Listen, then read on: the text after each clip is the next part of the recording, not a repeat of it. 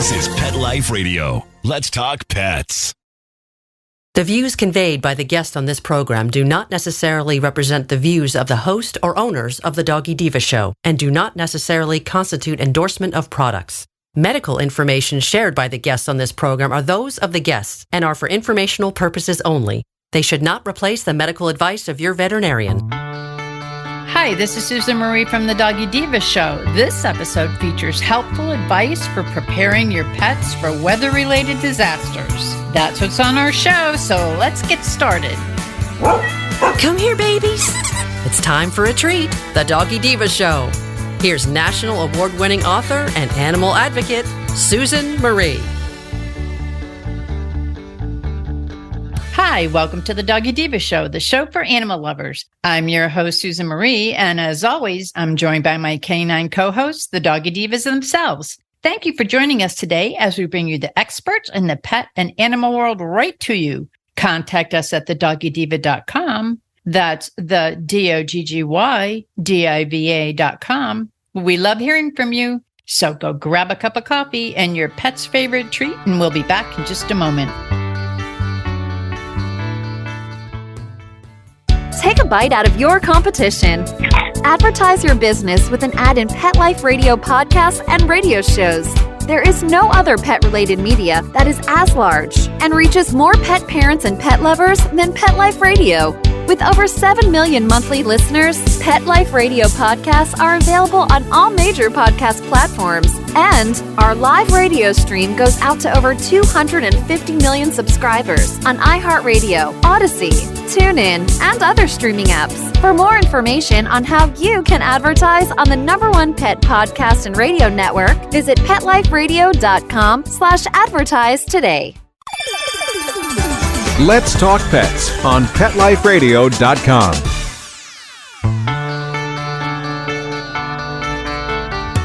Welcome back, everyone, to the Doggy Diva Show. For many of us, the month of June is the beginning of the dreaded hurricane season. And with us today to share helpful advice on disaster preparedness for your pets and for you is Monica Leighton. And for many years, Monica has shared valuable information on disaster preparedness on our show. And this is our 21st hurricane season together. Oh, wow. And I want to welcome back Monica Leighton, president of Professional Pet Sitting. Hey, Monica, how are you?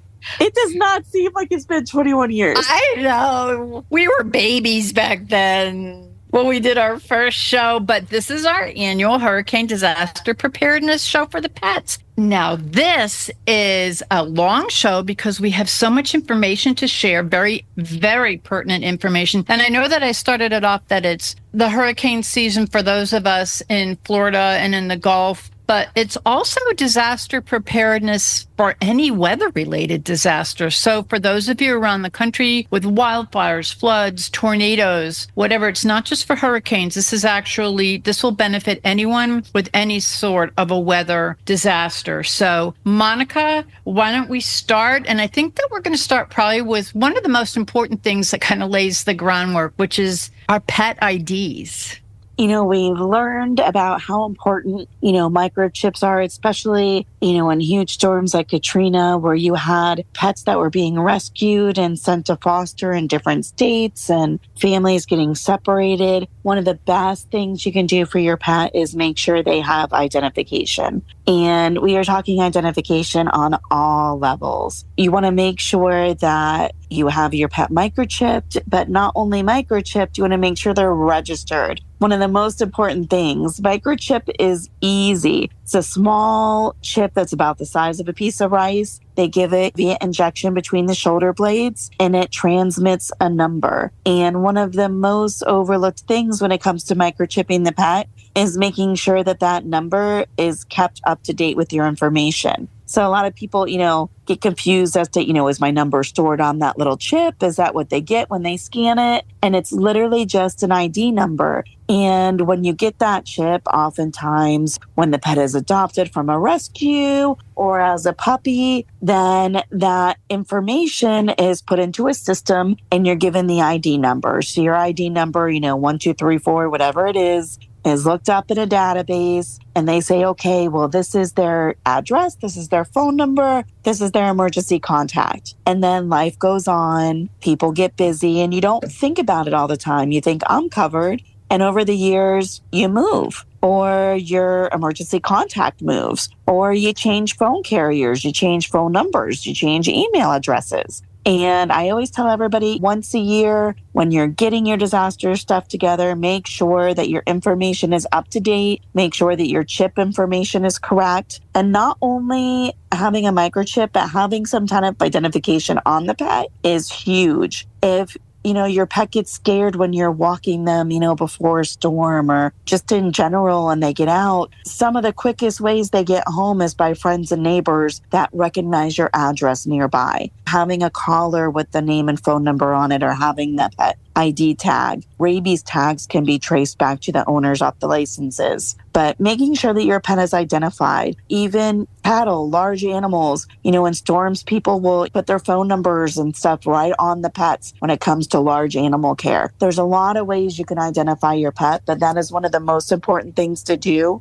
prior to having a storm be in place and then realizing after the fact, oh no, my contact info is not up to date. So that is always huge. The other thing is having a recent picture of your pet. A lot of pets have different kind of hairstyles, haircuts. They're groomed. Sometimes they have short hair. Sometimes they have long hair if they're grown out. Not grooming time again. So definitely try to get a couple pictures of your pets, like pre-groom, post-groom. So that way, if your pet does escape, they look the way they look at that time in a picture. And that way you can use it for lost pet ads or to put out on social media. Also, another thing to have the copies of the vet records and everything, but in a pet emergency form. So there's so many resources out there right now. And that's one of the big things that we talked about all during the disaster shows in the past is, knowing your resources, knowing where you can go, knowing what you're going to do with your pets. Are you going to decide to stay home and ride out a storm or ride out an emergency? If you're evacuated, where are you going to go? Do you know a place in a neighboring town that accepts pets? Do you have everything you need for their pet policies? And oftentimes, depending on where you're located, they now have a lot more pet-friendly shelters. And pet-friendly shelters will generally have a form and information sheet, and some shelters are run differently than others. But because of allergies and things like that, your pets in every shelter are not always kept right with you. In some shelters, they're kept in a different section to help with people, who have allergies that they can't be in, where all of the people are. They may have the pets in a different portion of that facility in that shelter. And sometimes they're going to be cared for by other people. Having your pet's instructions, their medications, everything like that on a little sheet with their picture, any quirks your pet has, having it all ready to go. So that way, if your pet is ever lost, you can post it. Hey, this is my name, my phone number, my pet's on this medication,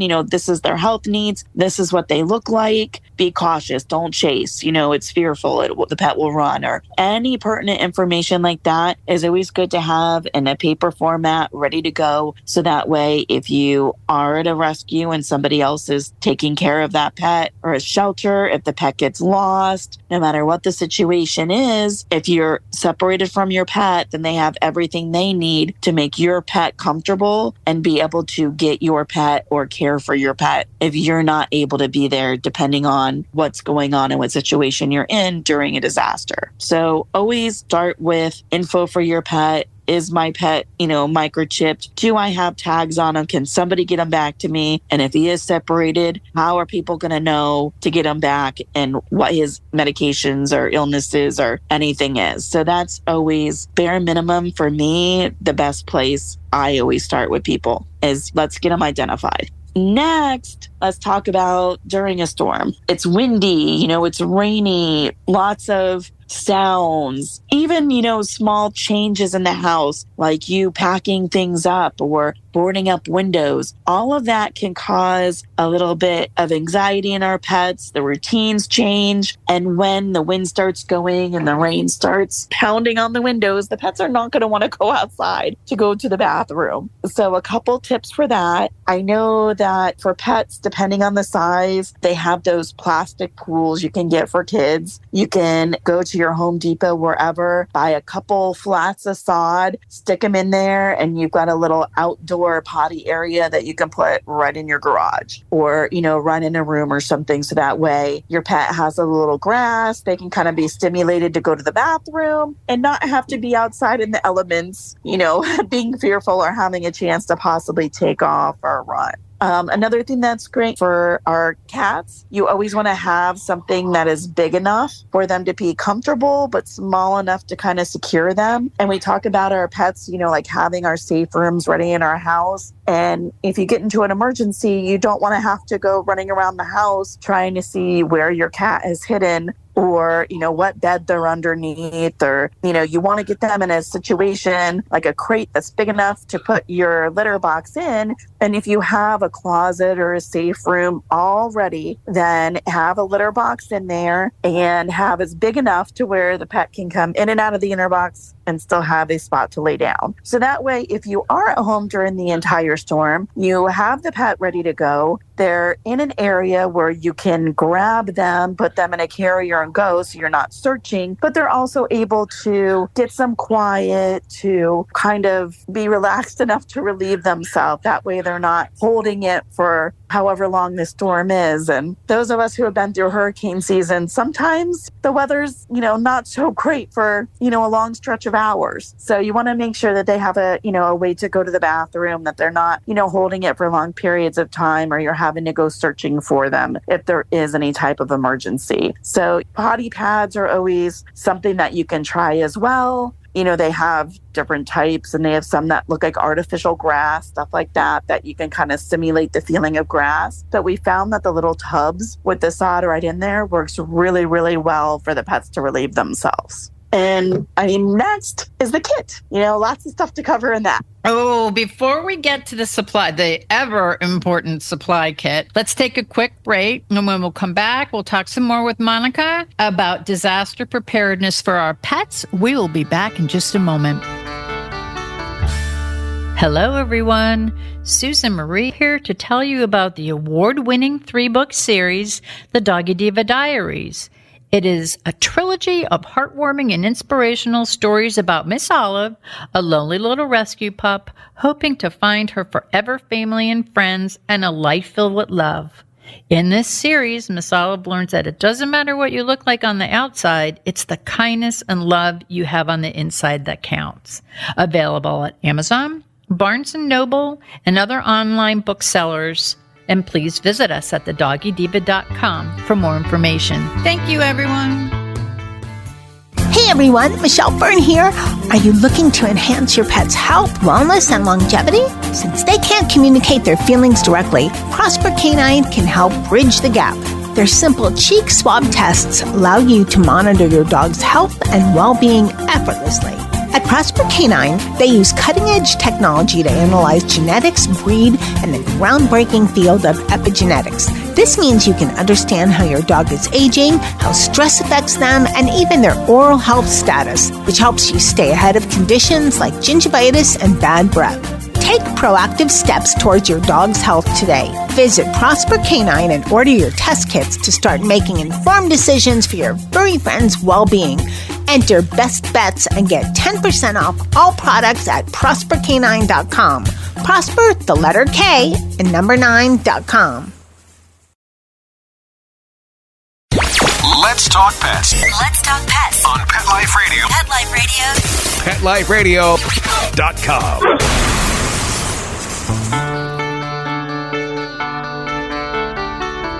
Welcome back, everyone, to the Doggy Diva Show. We're here with Monica Leighton discussing the very important disaster preparedness advice for pet parents for weather-related disasters. And Monica, just before we broke, we were talking about pet IDs and some of the things to have in the house once the weather, once the storm may hit. But we need to talk about the most important thing, which is the disaster pet supply kit, which I know is very important. One of the things we talk about each year is how it's so important to prepare and plan now, because you never know when it's going to happen. So let's talk about what we need in the ever important disaster pet supply kit. Absolutely. And that's it. I mean, you want to be prepared and have all this stuff done in advance. So when it does happen, it's not, oh my gosh, where is this? Where is that? Do we have everything? Do we have all of us? Are we missing a pet? Are we missing a person? So, I always say, set up like a system in your house. Even if you have kids, they can all have a little, job to do. And you can have all of your pets' information together, have it all set up to where this person is responsible for this pet and this other person is responsible for the other pet. And that way, everybody is coming together. They're quick. They all have a job. They know exactly what to do. And you can kind of plan it as a family. Go through and be like, okay, guys, if it's time to go, who's doing what? And do you know where it is? So start out with the kit. Of course, we need our crate and carrier. Like I talked about for the cats, for our safe rooms, making sure it's large enough for the pet to turn around. But if it is a cat that you have to have a litter box in there for, making sure you can fit that in. And then, of course, for our dogs, making sure that there is a spot for a piddle pad or something. That way, if they're in there for a long period of time, then you have enough space for your pet to be comfortable. Of course, those pet ID forms that we talked about, information about your pet, a photo ID of your pet, super important. And again,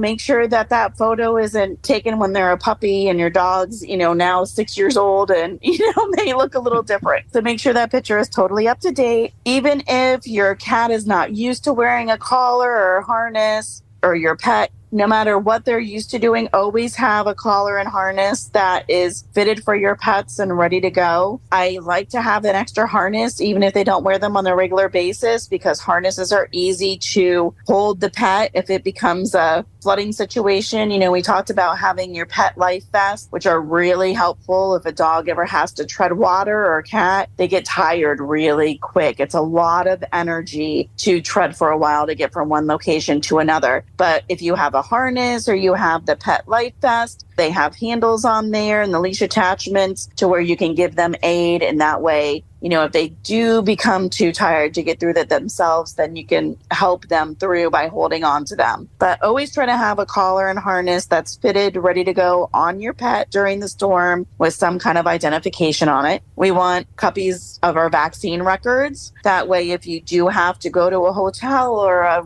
shelter or just any place outside of your house that you may have to go with the pet, they're going to want to know that your pet is up to date on its vaccines. They're going to want a copy of the records. And let's be honest, some places are luckier than others when it comes to damage post-hurricane. And if something happens to your vet's office, you don't want to have to need a medication or have a vaccine history or have, your pet's medical records not be accessible because your veterinary office had damage. Maybe their computer system was damaged by water, or maybe the building, had damage to where they can't open. So always make sure that you have, your pet's vaccine records, their entire chart I usually recommend. Then, of course, the next step, medication. We always recommend a 3-week supply of each of your pet's medications. That way you don't run out of anything in a short matter. And then talk to your vet. If your pets frighten easily, or if they have problems with rainstorms normally, most hurricanes or tornadoes or fires, no matter what the emergency is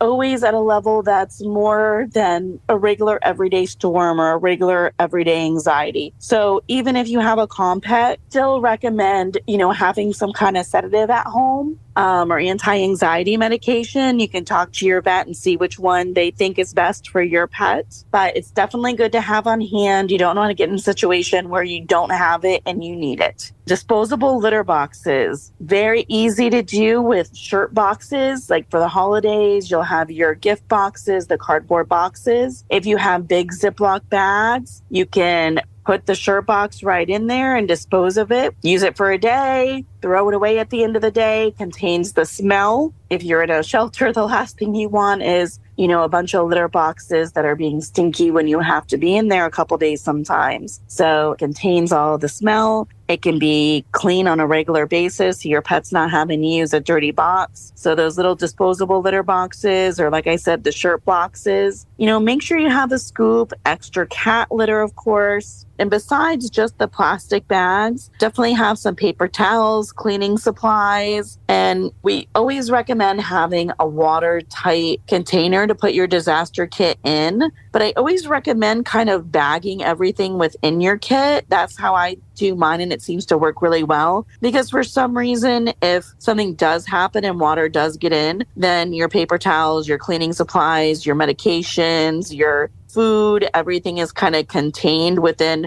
their own little Ziploc bags. So you have bags for each thing you need. You can find them easily instead of digging through a bunch of different items. You know, like, okay, this bag's all of my first aid. This bag is all of my cleaning supplies. This bag is all of my, canned food and can opener. So it kind of sections it out, keeps it organized so you're not digging through a bunch of stuff in a box. And it also keeps it a little more protected. And of course, having your paperwork and everything in a plastic bag always. So we talked about our litter boxes. We talked about our sedatives and medication. So let's talk about food. Always want to have a 3-week supply of food and water in our kits, but it's really important that you're checking these kits on a regular basis to kind of swap around that food. So this is just how we do it in our house, and it may not be the best thing for everybody, but whenever I get a new bag of food, I put it into the disaster kit, and I take the bag that's in the disaster kit and use it in the house. So we always have, a bag going, but they're always swapped around. And our disaster kit is right on a shelf in the garage where it's easily accessible right there when you walk in. So it's easy just to pop it open, grab the bag, put the other replacement in, and bring it into the house when the pets need more food. But it keeps it swapped out. If it's something that you are just checking on a yearly basis, if even there's a chance that that food may not be in date anymore, it may not be that fresh. So I just find that as a way that works for me to keep it alternated all the time. But of course, everybody do what's good for, works for you, because the easier you make it on yourself, the more you're going to follow through with it. So however, you do that, just making sure that the food is swapped around and kept fresh. Always have a manual can opener. You would be surprised how many of those pop cans, if your pets eat canned food, like the little pop tops just won't work or they'll pop off, and then you don't have the can all the way opened. Even if you have those little pop top cans, still have a manual can opener just in case if your pet does eat canned food, because it happens to me on the regular all the time, and I'm not even in a situation to where we don't have anything available. Better to be covered and have it. Water bowls, food bowls. You can use the little paper bowls that they sell at the store, so that way they're kept fresh and clean. Or there's a lot of plastic travel ones that you can kind of push down to save room. They're kind of collapsible. Those are great. Just making sure that, you have bowls for the food and water. I love the little paper ones for wet food, because if you're in a rescue or a shelter or a hotel, sometimes it's always not the easiest to wash a lot of bowls and dishes and stuff like that. So the disposable, paper ones are great for the canned food, in my opinion, because you just toss them, done. You don't have to worry about cleaning. Toys and blankets that your pet finds familiar is also a great thing to have in your kit. It has a smell of home that helps ease the anxiety. Also towels, if your pet gets wet, it's raining. Towels also help when, a cat is scared, if you have to move them out of a carrier into a crate or vice versa. Being able to wrap them in a towel for extra security and to grab hold of them, it's a very good thing to have. You can never have enough towels in there. Basic grooming items, again, if it's, a hurricane or a tornado or a flood, pets get wet. Some of them have long hair. Definitely, grooming supplies, basic items. Definitely nail clippers. I know it sounds funny, like, if we're in a hurricane, are we going to be clipping our dog's nails? But if they get long or they get broken, pets will get scared and they'll run or they snag their nails on things. And you want to have a nail clipper in case, they crack a nail so you can cut it off nicely and evenly. It just make sure you have all of the grooming items in there. It doesn't take a lot of room. And again, we talked about the detailed instructions, but having, each of your medications labeled with what the instructions are as well. And in there, the copy of any emergency numbers you have for your family. If you are separated and they can't get you, I always recommend, having somebody out of the area as an emergency contact, because if you're in a heavily affected area, there's a good chance cell towers are down and phone lines are down. So having somebody that also available people that's, a little outside of the area that can answer the phone and say, hey, I know their plan was to go here. This is where they're planning to be. Then at least somebody knows where you're supposed to be. And if you don't make it there, can send help or know, where to go to find you. They may know your route that you're going to take to get to a shelter or to get to a hotel. So it's good to know what those plans are. Give that to, your emergency contact, and let them be able to kind of be your backup, somebody to check in with. And it goes the same thing for your pet's information. If your pet gets lost and they can't readily get at you on the phone because you are in an area that has phone lines affected, then they can at least get a hold of the emergency contact. And veterinarian's information, huge. If you're a veterinarian, a lot of veterinarians do work during the disasters that always have their information in there. Flashlight, batteries, and of course our pet first aid kit. I always kind of keep this one to last just because I feel like it's its own little entity within the disaster kit. But you will be surprised how many little, minor injuries can be solved or at least made better by a small pet emergency kit. So I always recommend, bandage materials, antiseptic, alcohol, peroxide, gloves, tweezers are a big one, a muzzle. The nicest dogs in the world, if they're in pain, they can, nip or bite just out of pain reflex.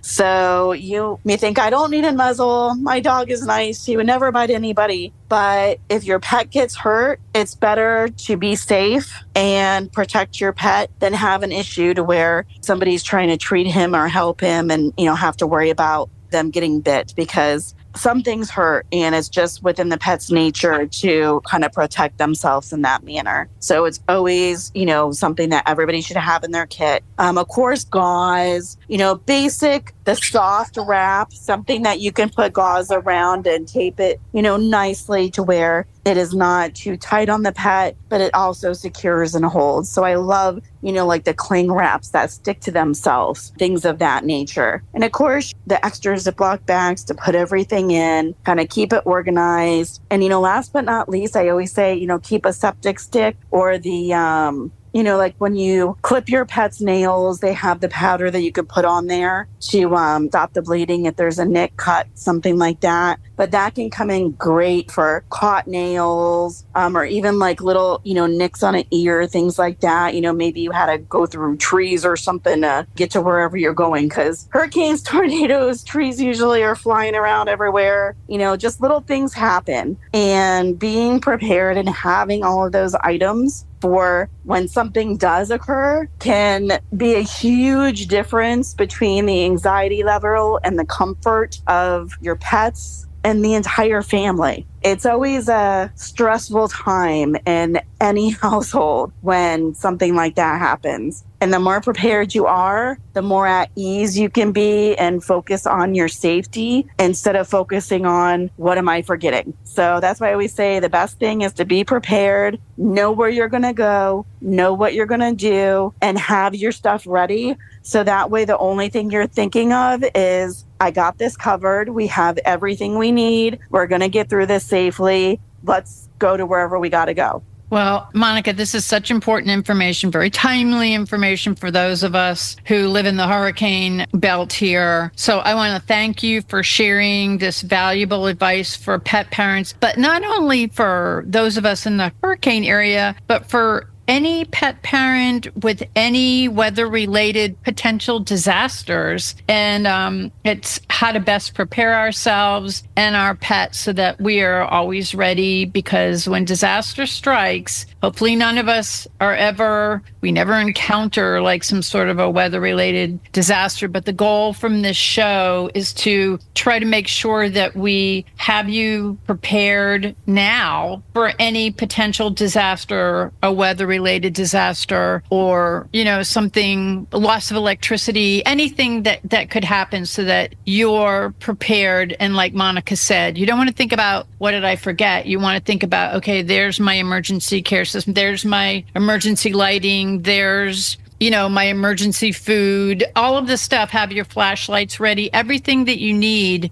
have it ready and prepared so that you're not thinking about it or wondering what you're going to do. Because Monica and I have both been affected by hurricanes. So we know the importance of when disaster strikes, you don't want to think about what you have to do because you may have forgotten something. You want to think about what you have to do to keep your family, your pets, everyone in your household safe. So, and all of us here, we care about you, and we hope that you and your fur kids and your family stay safe during this hurricane season. And again, Monica, I want to thank you. This is very timely and very valuable advice. And as always, you bring it to us in such a great way. So I thank you so very much. Oh, thank you. And you guys stay safe during this hurricane season, Monica, all of you and Haley and all your fur kids.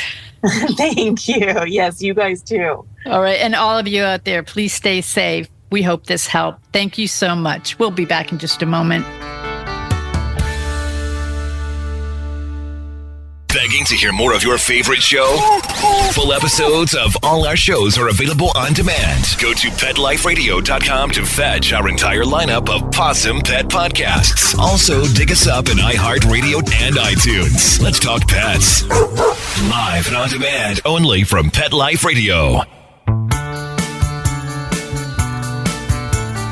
We would like to thank our guests this week. And also, as our Doggy Divas always say, please love your pets because they love you unconditionally. And please remember to adopt, foster, spay, neuter, and microchip. And as always, please have a great Diva week, everyone. Thank you for joining us for this episode of the Doggy Diva Show. To find out more about Susan Marie and the Doggy Divas, visit them at their website, thedoggydiva.com, and on Facebook at The Doggy Diva Show. Tell your fellow pet parents about it. We look forward to having you join us again for the next episode. See you soon. Let's Talk Pets, every week on demand, only on PetLifeRadio.com.